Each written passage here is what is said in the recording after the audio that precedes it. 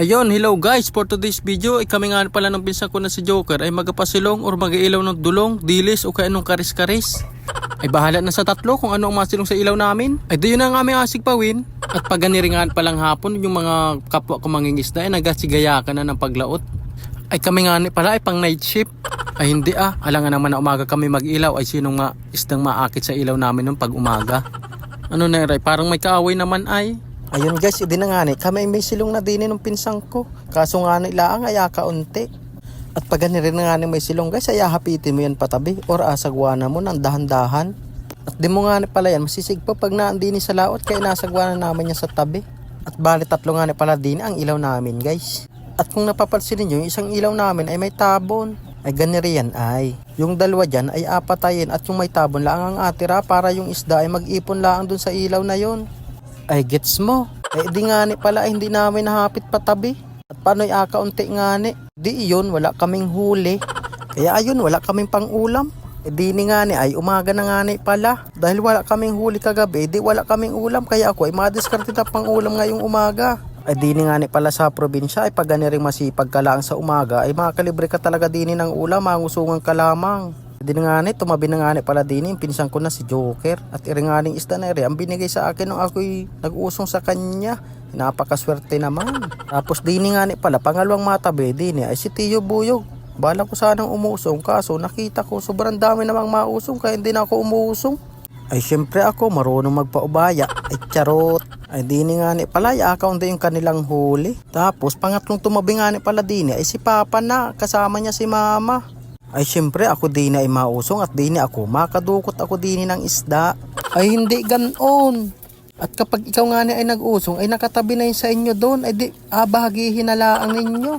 At marami-rami rin nga pala yung kanilang huli guys. Ay bali nga pala 7 kilos yung kanilang huli. Bali nga pala hindi na ako humingi dun sa pag-usong at ako ay binigyan na lang ni Mama ng 3 piraso. At irin na nga pala yung napangusungan ko lahat-lahat. At siyempre, alinisan ko na rin iridini sa tabing dagat para makatipid-tipid sa pag-igib. Ay dini nga pala sa probinsya, pag ganiring season ng tag-isda, ay naku, ay mananawa ka naman talaga.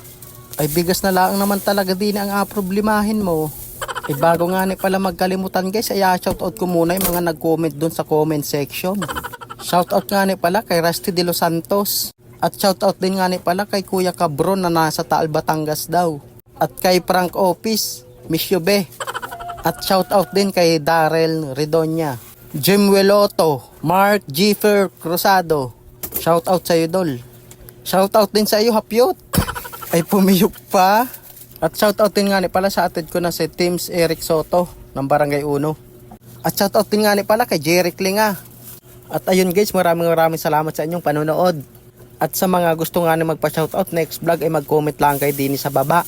Din sa comment section guys. Ayun nga balik tayo din sa paglilinis ko ng isda. At habang nga ako din ay nagalinis ng isda sa tabing dagat ay nakita ko matabi pala din si Kuya Laki kaya ausungan ko na rin. At anong dami nga din pala nilang huli guys. Ay jackpot talaga kami at tatlo kami mag-uusong. Tapos pala nga habang kami mag-uusong pala nga din ay si Kuya Amos pala ay matabi pa. Kaya yung isdang inalinisan ko kanina ay madadagdagan pa.